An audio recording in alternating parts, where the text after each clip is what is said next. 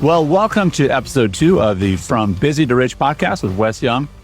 Now that we know change is possible and we understand that we have to build a bridge between who we are and where we want to be, what are the practical steps to implementing this new mindset? Well, let's find out right now through today's conversation. Justin and Wes, welcome. How are you today? Wonderful. Good doing D&D. Doing D&D. Great. Thank you for being here, gentlemen. Wes, we're going to start with you. Just give us a quick recap of what I believe is a different way of thinking about how we change ourselves. How do we implement change in our life?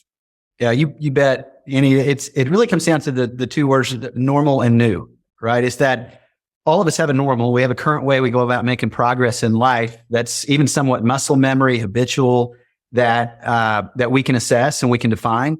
And then all of us can have a new, which is a future different way of moving through life and making progress. And the big idea that we unpacked last week was really our greatest opportunities to recognize our future possibilities is not about abandoning your normal necessarily, but it's also not about rejecting new. It's about keeping tension healthy between the two, kind of staying in the middle to bring the best of the past into the present and also challenge your operational assumptions that maybe worked well at one point in your life, but maybe they've aged or transitioned, or maybe you never defined it. You just inherited it and you started living with it. And there's a better way forward. So I think that living, let's continue to challenge our normal with new and continue to keep the tension healthy between the two is the big idea of last week.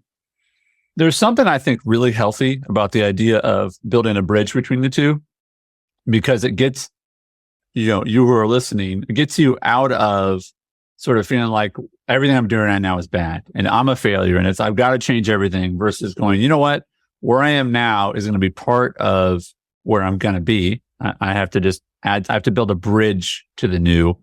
But even the fact that you're listening to this show, even the fact that you're thinking about self-improvement shows that you're already starting to build a bridge from normal to new.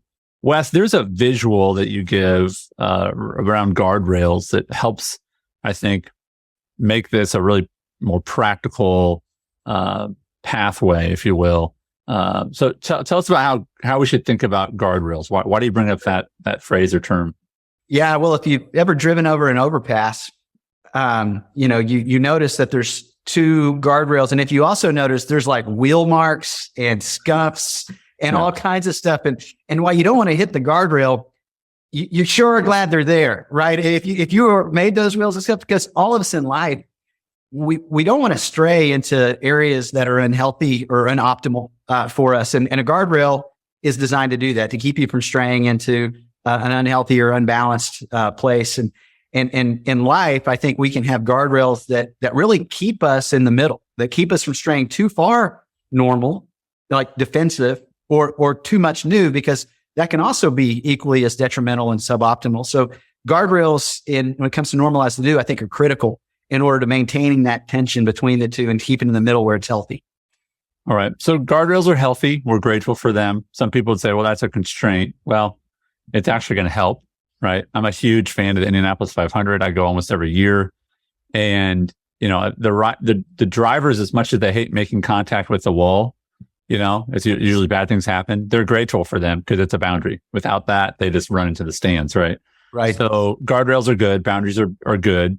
And I've also heard that there's freedom in the boundary because, you can go faster when there's guardrails, right? Because, there's some safety measures in place.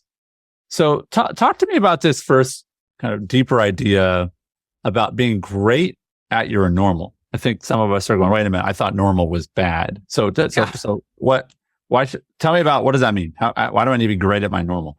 Yeah. I mean, one of the guardrails is, as you mentioned, is to be great at your normal. That's one side. And while we spent like a bunch of time the last podcast beating up why you don't want to live and defend your normal forever, you do need normal. Right. In fact, one of the things that we've observed over time is to really maximize the tension between normal and new. It's imperative that you are first great at your normal, and to be great at your normal, you have to define it. You have to define, what is it I believe about life? What is it I believe about this business? What is it I believe about the best way forward in all these critical areas? Because if you've never done it, you probably are, we always say, if you don't know what's working when it's working, you're not going to know how to fix it if it's broke. And so I think it's imperative to get in touch with what is it that I believe about this business. In my case, the financial planning business, that is imperative that I do really well. Also, Andy, I think, I've had some conversations about this in the past, and Justin, that sometimes we believe something about this business, we've defined it, and we realize, yeah, but I'm probably not even great about it. I'm not even doing what I thought is the right way forward in this. So I think it's just being intentional instead of drifting. It's deciding what is my normal, and am I great at it? And to be great at something, I have to know what it is. I have to define it. Okay. Tell me about when you started in the business, how this came into play. Yeah. So when I came into the business, there were, I came in through the large insurance carrier door into the financial planning business, where they typical is they'll hire a bunch of people to go through what's called a fundamental career school, and then they make you minimally competent to be able to communicate some core principles and ideas. And you hope you can transact enough business to stay in long enough to get smarter and last in the business. And the stats are not good here. And if you've ever come in contact with these, it's like I think less than 10% retention over the first 2 years. So what was interesting about my fundamental career school, there were 11 of us in it.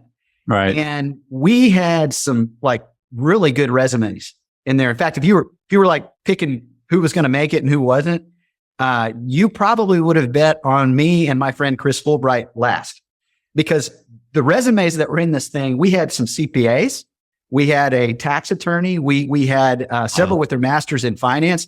So it was really good. Were they not impressed with your electrical background? They weren't. They're like, hey, you can wire my house when I make a lot of money in the business. Yeah. And my friend Chris sold lumber. So I was an electrician. He sold lumber. And so, I think the reason they brought us in was because they needed somebody to make the top half of the class possible. So they were like, well, let's get these guys. We gotta get our floor. Yeah. Our floor, And what was fascinating though, is 2 years later, he and I were the only two left. Dang. And as far as I know, I haven't kept up with everybody. We're still, Chris is a really good friend and still in the business. He'll probably make an appearance on the podcast here because he's had a great run. But it wasn't because we were smarter, and it wasn't because we worked harder or had better markets. Because all these guys were talented, they worked hard and were smart. Andy, I believe with all of my heart, it was this one idea of being great at the normal. That we took the fundamentals that they taught us, that had launched thousands of successful advisory careers, and said, we don't know what we don't know, but we know that has worked for a whole bunch of people.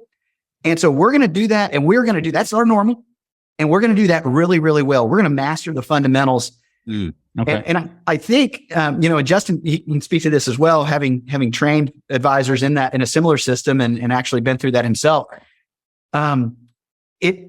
It isn't always the most talented guys with great markets that end up making it to the other side. It's the guys who just choose to operate with discipline and be great at the fundamentals. And even if you don't agree with the way forward, I would tell you, I would start a very different way if I had to do it all over again today. Yeah. But it helped me get the plane in the air, because I think our this business is like taking an airplane off of a runway, and the runway is linked to your bank account. And if you don't get the plane in the air before you reach the end, it's a bad deal. So we just mastered the fundamentals enough to be able to get the plane in the air. However, suboptimal it was, it did work, and the other guys didn't. Yeah.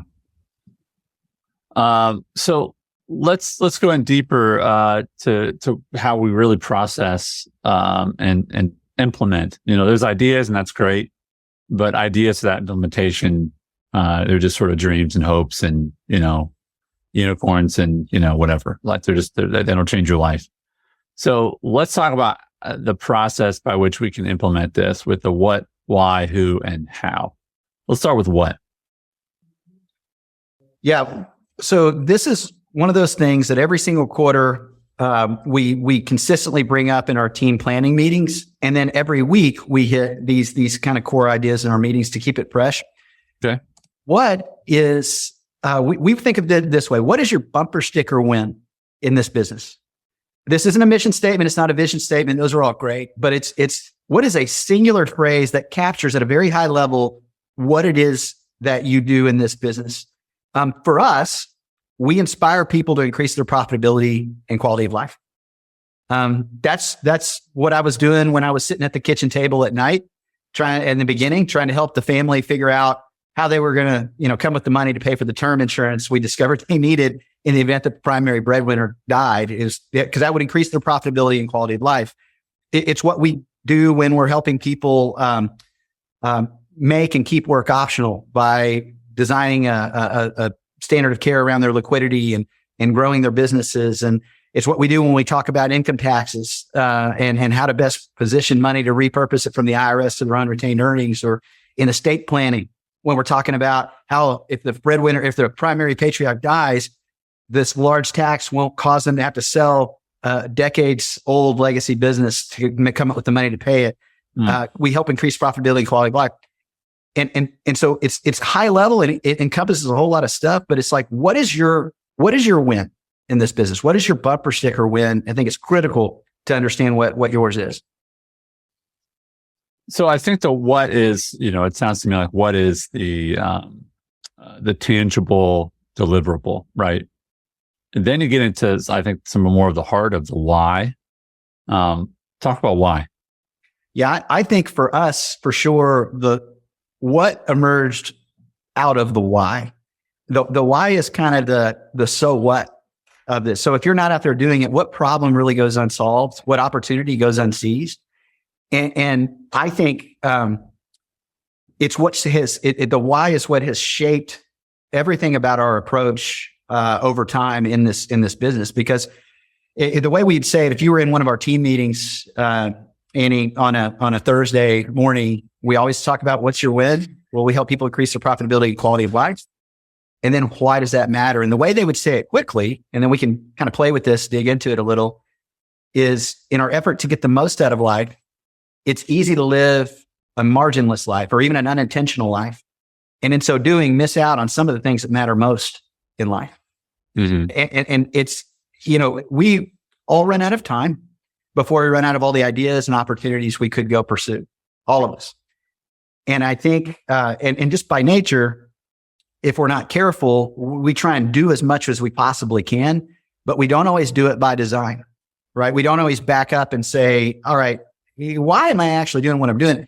So in the context of a planning relationship, one of the reasons we designed our practice the way we have is we just feel like there's no better way to help people increase their profitability, quality of life in the areas of planning we tend to occupy than in a rhythmic, holistic, fee-based relationship where I don't need to sell a product in order to engage in this. I'm not looking for a specific outcome.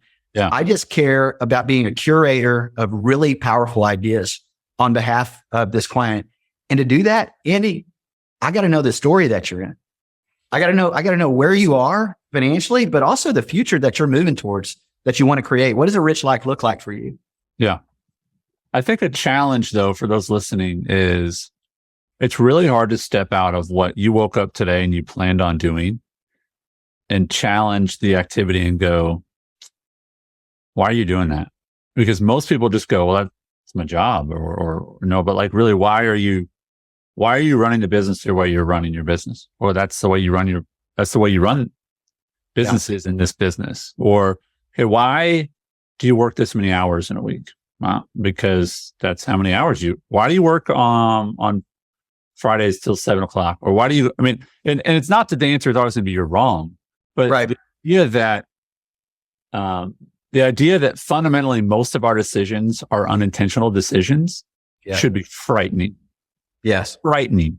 Because when you really dig into why, they're like, oh man, because that's what my dad did. Like, well, when did your dad work? Like if I think about the way I work and my activities and if you don't have a really good answer for why, I think that's probably a good indication you haven't put enough thought into it. Justin, I'd love for you to speak into this a little bit as well.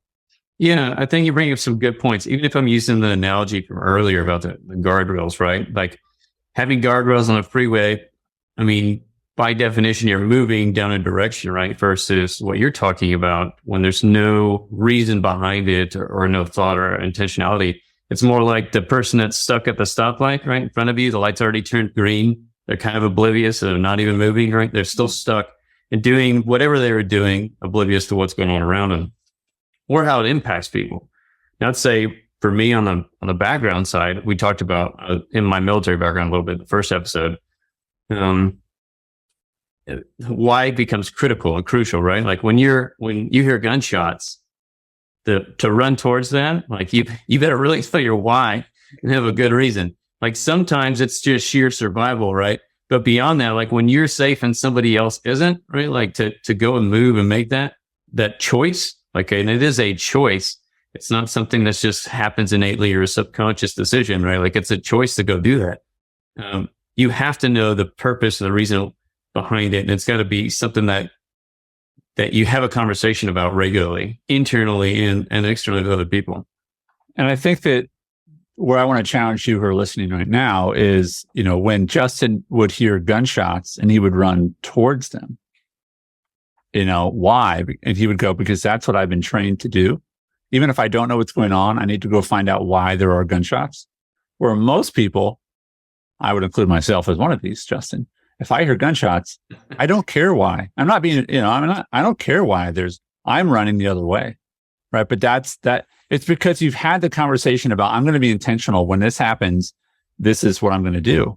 And so because you know your why, right? You know your what and your why, your what being I'm a protector, I'm a soldier, then, I'm going to go find out why that's going on. Wes, can you speak into this and then kind of transition us into the who as well? Yeah, well, I love that analogy, Justin. I think that's a perfect analogy. And I think there's some language we often come back to in this that perfectly is in line with what you just said, is that the reason we trade what we want ultimately for what we can have immediately is because we oftentimes forget about what we want ultimately.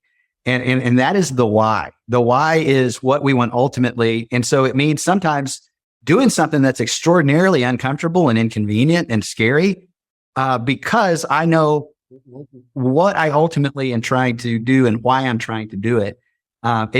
It removes the clutter. It's the old, we tend to pursue things that scream the loudest, not necessarily the things that are most important. Right. And so if we're not clear about what's the most important, it's like, well, what's that? And what's that? So I think it produces tremendous clarity in a world that's otherwise very cluttered and confusing. Cluttered, confusing. And I would also say that the danger of this is, yes, that you are paying attention to what's screaming the loudest, or you are literally just on automatic pilot where you just go, I don't know why I work the schedule I work. I don't know why. One of my favorite things to do is ask people where they live and why. And they're like, well, I don't know. And everything about where I get to live, and I think you guys as well, there's a lot of people that move to where you live, right? Yep. Right. So one of my favorite questions to ask people is, where are you from? Where I used to live, I'd never ask people that because it wasn't a destination. You know what I mean? Where are you from? I'm from here, But my point being that people are being intentional. They live here because I'm south of Nashville, because they want to live here. They're intentional people. And I actually find that people are more happy around this area because they chose to be here. Right. And so let's carry that to your work, to your life, is you will be more satisfied about your choices when you're being intentional about them. They're not happening to you, right? You're making those choices. Wes, go ahead and transition us into to the who part of this. Yeah. So who now? So you got your what, your why. Who do you do this for? And I think financially speaking, it's just to get real specific in our industry. Financial health is like physical health. It's not a place you arrive at. It's a condition that you continually pursue. And so if you can just envision like a pyramid, Andy, where on the bottom you've got a third, and the middle you've got a third, and then the little peak at the top you've got a third. We think about this as where is a person at relative to rich when it comes to identifying who. And when I say that, years ago I wrote the book called From Busy to Rich, and we kind of have fun with that word. That being rich is the activity of creating more than you consume financially. And so if we can like just center on that definition for a second when it comes to who, people are going to fall into one of three conditions. They're going to be surviving at the bottom end of that pyramid. They're going to be stabilizing at the middle, or they're going to be thriving at the top. And the difference is where are they at relative to rich? Well, somebody who's surviving, they are consuming as much or more than they create. Somebody who is stable or thriving, they're meeting the definition of rich. They're creating more than they consume. The difference is the people who are stabilizing, they're still dependent on their human capital being engaged in the marketplace for a return in order to continue to be stabilizing. In other words, they don't work. Their income is not bigger than their outgo. Right. And I think that the people who are thriving, they've built enough economic value outside of their human capital and arranged it in such a way, whether that's business assets or cash or whatever it might be, to where it's capable of paying their expenses, whether they're trading time for money or not. I think here's the deal, though. None of this is a position of permanence. And I can tell you story after story of people who relocated themselves up and down on that pyramid. You know, and I think fundamentally too, we've talked a little bit about this, the psychology and the help. Like in this business, there was a time where my primary market was people who were surviving. And then that's who I had influence with. That's who I frankly had the most technical capability to work with at the time. Sure. And one of the things we always say about people who are surviving is most of the time, the people who stay stuck there, they believe a lie.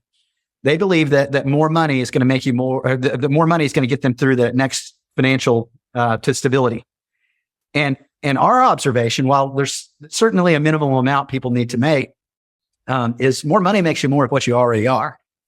And if you don't know how to create more than you consume with a little, more actually can take you further out of balance on that pyramid. So you've got like lottery winners and some professional athlete stories that would back that up. So does that make sense on the surviving side? Yeah, I'm thinking that there's a reality or there's a belief that having more of this one specific resource, that mean money, it might, for some people it might be time, pick your resource, but there's a belief that if I get more of that, then I will be transformed. Yeah. And I think that it's not that. I think what you're saying is actually it will just, having more of something just shows you more of who you already are. Yeah. It doesn't change you necessarily. Yeah. It just reveals more of who you already were, multiplies that.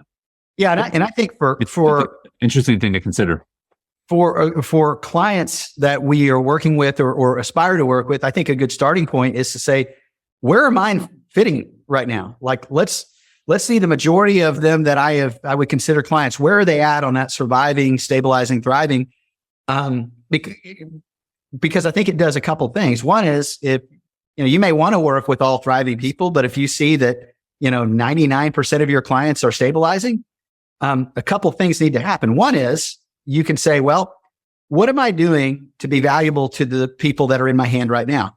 What is it, the kind of things these folks need to know in order to move to the next level financially? What is it that they need? And you can build structure and language and narratives around that to best help them.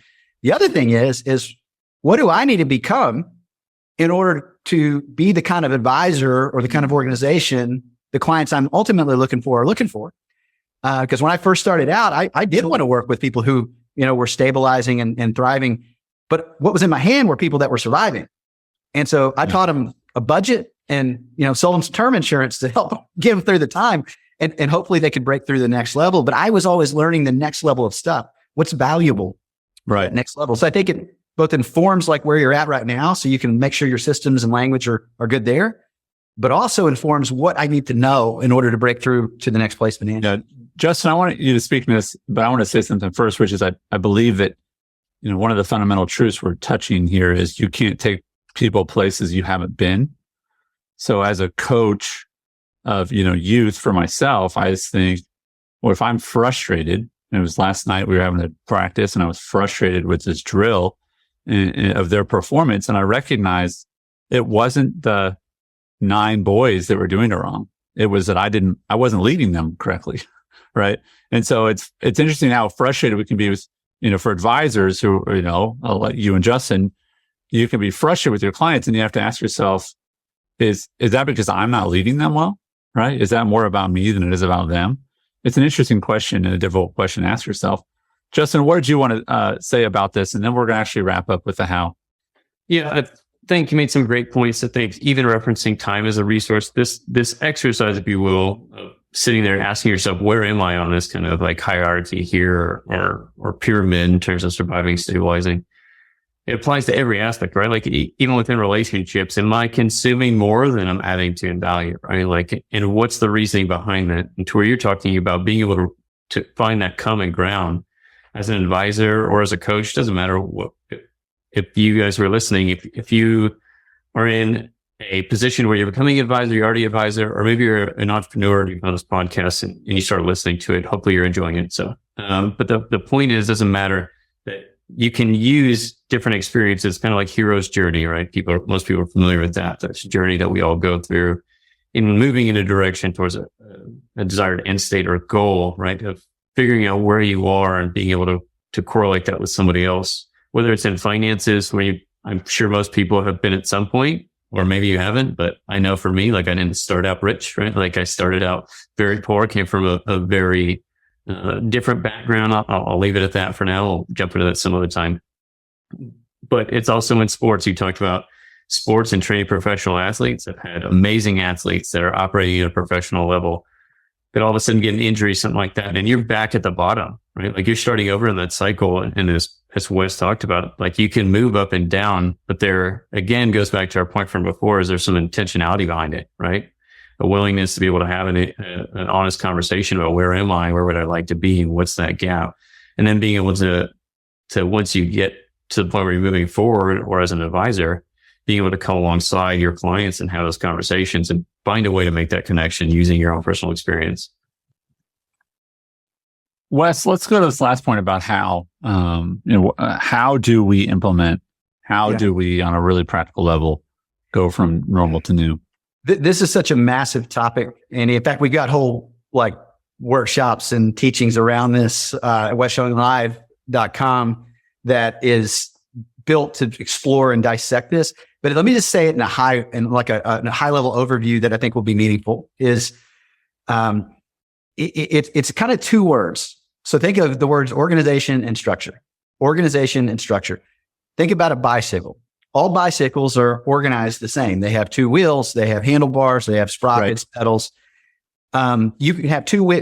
If you had three wheels, you're not the organization of a bicycle. You're a tricycle, right? It's different.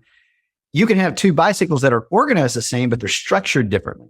So one may have really soft, knobby tires, good for going off road. The other may have really hard tires that are stiff and good for going fast on flat surfaces. Neither one is bad or wrong. One is just built and better for a given environment than the other. So when you think about organization and structure, and you know your what, why, who, you can then back into, all right, how are we approaching this, both in a just process oriented way, and what kind of what team members do I need around?